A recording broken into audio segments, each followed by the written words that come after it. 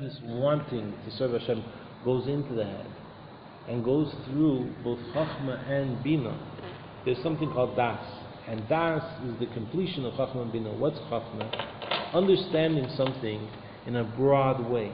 We don't yet understand all the details, and in fact, it's completely bottled to the idea. And the Rebbe points out, he says that even a regular person, even if he doesn't know any Torah or whatever, you would ask him 1 second. You'd ask somebody outside, you'd ask a Muslim guy. If when you want to understand an idea, if you have to set aside your preconceived notions and just try to understand the idea the way it is, he would say yes. So that's Chachma. You set aside all other ideas, you take in this new idea. Do I understand it fully? No. Do I understand all the parts? No, but I've got this good general picture. Then Bina works through and says, 1 second, I want to really understand this. And I want to understand this detail and how this detail fits into everything else. While I'm doing that, I'm forgetting 15 other things that I could learn from this Chachma. And maybe tomorrow I'll use my Bina to learn step 2 of the idea. But Bina is less of the idea, it's less true, but at the same time it's more inner, it's more connecting with the idea. Once I have a good understanding of that part of the idea, it's supposed to go into my heart. The famous question about Shema, which has to do with Teffilin. Teffilin has Shema in it and everything. What kind of mitzvah is V'ahavta Hashem Elokecha? You can have a mitzvah put on Teffilin. You can't tell somebody a mitzvah, you should feel such and such, unless you can. So the mitzvah is first of all to understand, to think deeply about Hashem, and then the Torah promises you, if you think deeply about Hashem, you're going to come to a love for Hashem. Hashem creates everything. Hashem makes every part of every organ work at that second. Hashem changes around the whole world just for a Jew. We just started Chumash B'Midbar last week. What's at the end of Chumash B'Midbar? The Rebbe blew everybody's mind. The last sicha so far that he gave a Parshas Matis. Matis Maseh, I think that year, Nun Aleph. So there's a very interesting thing in Parshas B'Midbar. This shows how much Hashem changes around the world for mitzvahs, for us. You have a very weird count. There's not an extra word in Torah. Teffilin is the best example of that. What does that mean? Guys, go have fun. No, but seriously, there's a whole world Torah that Hashem gave. But in general, this is a fundamental precept in Judaism, and it's one word. Or one line, and the line happens to be repeated. But when it comes to the count in Matthes, it says there was a war against Midian, and they took 32,000 types of this animal, and then they split it into half, and one half, of course, was given to the entire Bnei Yisrael, and the other half was given to this the group of 12,000 soldiers. And of the group of 12,000 soldiers, 1 in 500 had to be given as a truma to the kohen, and of the Bnei Yisrael, 1 in 50 had to be given. And then it says, and there were 32,000 types of this, and half of it is 16,000, and 1/500th of 16,000 is, 32. So, what you take out a calculator? Okay, there were no calculators then; you could still have done math. So, what does the Torah need to tell us that? And with the other count, with the other half, so the 1 in 50, it doesn't bother telling us the half equals this much and 1/50th equals that much. The Torah lets us do our own division. What's going on over there? So the Rebbe brings a pirush that it's a big mess, that from the time the war happened till the time they split it up, not one animal died. But the Rebbe rejects that as the true answer.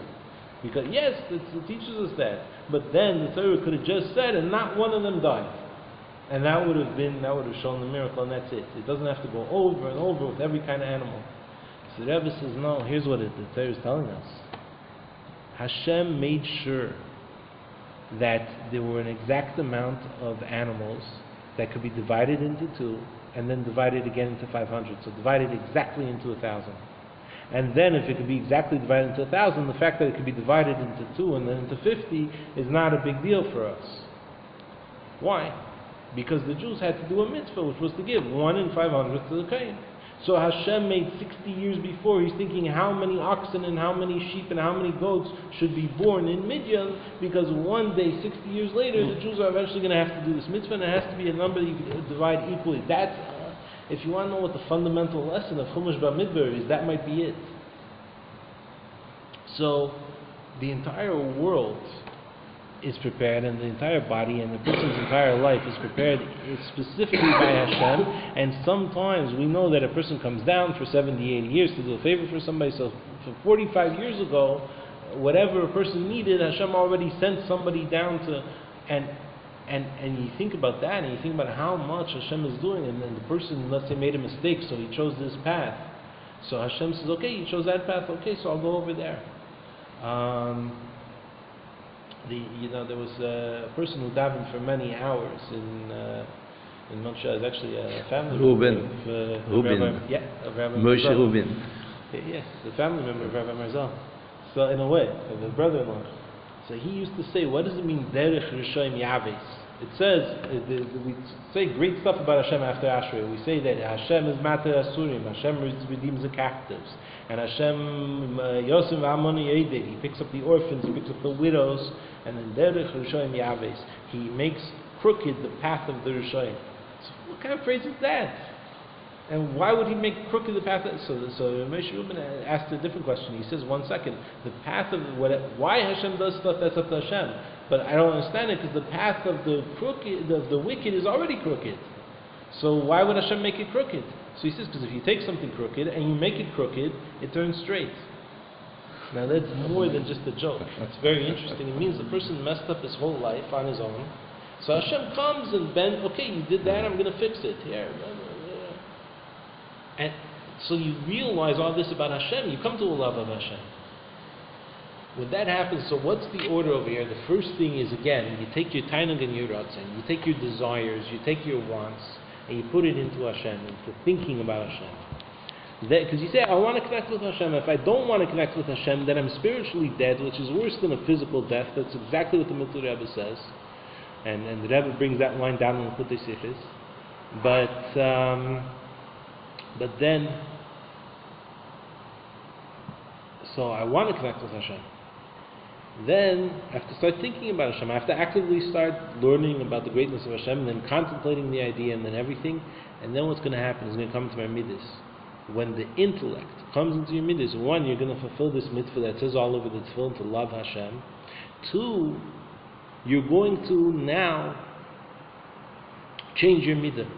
The same way that a 3-year-old wants the toy car and the 40-year-old wants the real car, the same way that the 2-year-old, he will get very upset over a small thing. By a 40-year-old, it has to be a bigger thing. And so the way that the seichel grows, the midas grow. The midas are changed. So yes, there's still chesed. Chesed stays chesed. Gvura stays gvura. But now it's a different kind of chesed. It's a chesed that has something to work with. You find that too. You find, what are the 2 types of chesed? Chesed Avraham, Chesed Yishmael. Chesed of Avraham, he's born naturally such a chasda, and that Chesed of Atzilus is a little bit, is wondering what it's still around for, now that Avraham is there. What was it created for? It was created to give Chesed to the world. Who's busy giving Chesed to Avraham Avinu? So what do you need Chesed Atzilus anymore? So there was a time of Chesed Atzilus to Hashem. But of the keli that Hashem uses to bring Chesed into the world, that's what Chesed Atzilus means. The vessel that Hashem uses. But he's still told, Lech Lecha, don't do chesed just because you want to do chesed. Do chesed for a purpose. Do chesed for Hashem. So his midah of chesed was one, it was a good chesed, which means he didn't want the other person to need his chesed. He just wanted to give.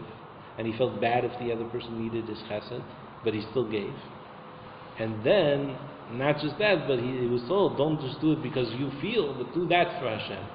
Then you have chesed of Yishmael. Very interesting halacha. If a Yishmaelite invites you over to his house, it has to be somebody he knows from Yishmael, to his house to eat, you can't just say no thanks. Because it's very possible the guy's going to get so mad that he might try to kill. God forbid, God forbid. Everyone should be protected. What kind of chesed is that? You want to give the guy food, or you want to kill him, or what? No, he wants to be kind, and he didn't let me be kind, so I... that's not a... And he's waiting, when's this person going to need? He wants the person to need so he could be kind. That's not a kindness.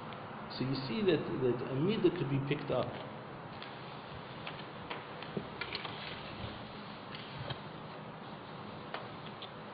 So it says Umehem. First word on the line that you were going to jump in. What's the first word? Nimshach. Nimsha? Okay. Yeah, this is literally about 10 lines. Nimshach ha'oeh ba'avodah. It says Umehem b'midas. And it goes into midas. Va'az gam me'hamidas. Gam she'hamidas im teirim pol me'achedi. Even though the midas are actions which Hashem uses to create the world, livrei me'ayni yesh mikol makim heim me'irim yoser b'teisefes meruba al-ikr. Even though the midas stay midas, Hashem runs the world with kindness. So Hashem will continue running the world with kindness. By the way, you can't use these mashalim on Hashem. This midah of chesed is kadosh shebekadashim. This midah of chesed is 100% holy. But the question is, what kind of chesed? Is it going to be a chesed that's limited to the world, or is it going to be a chesed that comes that has an extra strength from the brain? What's the difference? A very practical difference. The Rebbe Shab explains in Tzemach at the beginning.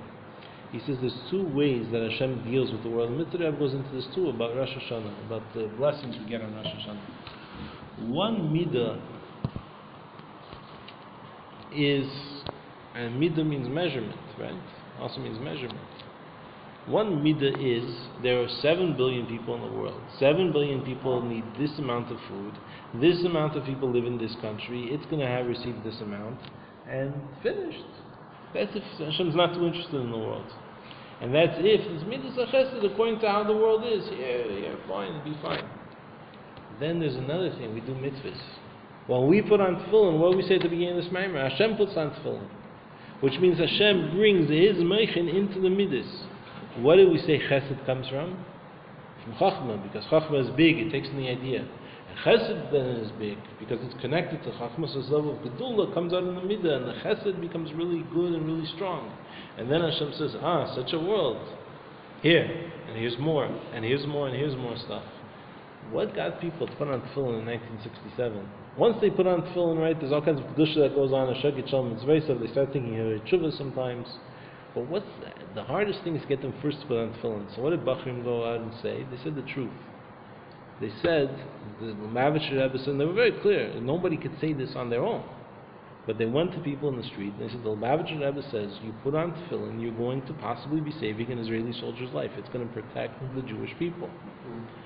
You don't, and the truth is, it's a pasuk, it's a Rashi, but it took the Rebbe to put it into a very practical situation to remind people, hey, there's a war going on. You live in England, what are you going to do? You can't,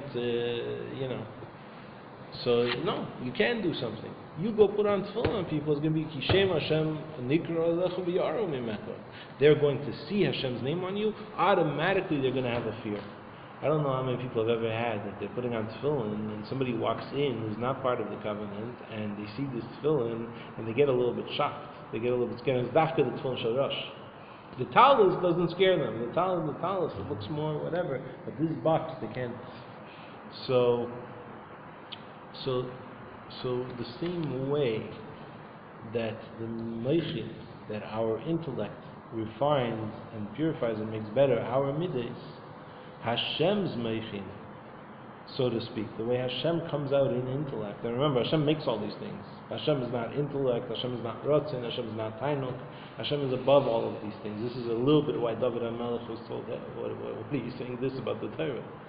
But, because there's more to Hashem, there's even more to Hashem than just the fact that He creates worlds. We talk about Ein Sof, that no matter how high the worlds are, there's this level that's the root of the worlds. Oh, Hashem's higher than that too. Hashem doesn't just create worlds.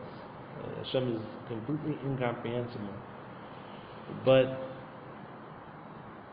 when you have this,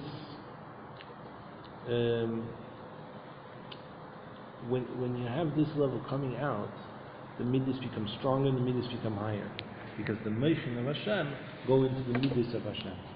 So this